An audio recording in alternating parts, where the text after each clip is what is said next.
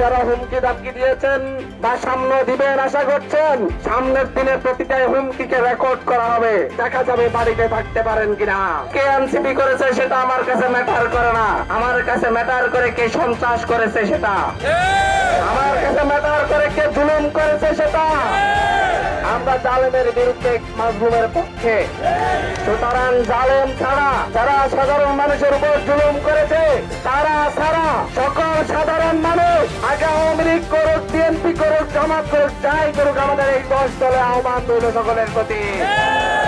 আসুন অতীত ভুলে গিয়ে আমরা সকলে মিলে একটি সুন্দর হাতিয়া গড়ে তুলি।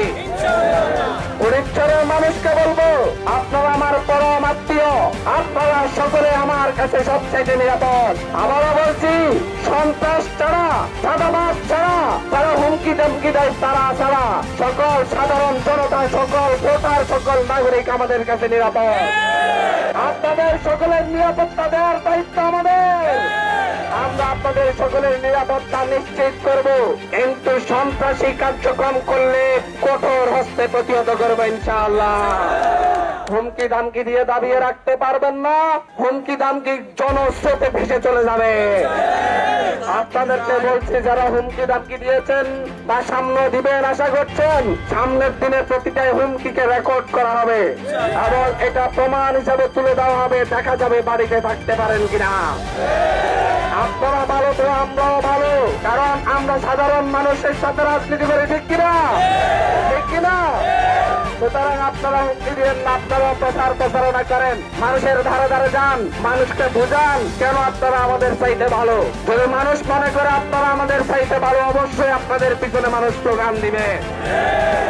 আমরা হাতিয়াকে নিয়ে পরিকল্পনা গ্রহণ করেছি, তবে বুড়িচ্চরের সন্তান হিসাবে বুড়িচ্চরের জন্য আমার আলাদা পরিকল্পনা রয়েছে। আমি মনে করি বুড়িচ্চরের 48,000 ভোটের মধ্যে বুড়িচ্চরবাসী ইনশাআল্লাহ শতভাগ ভোট আমাকে উপহার দিবে ইনশাআল্লাহ।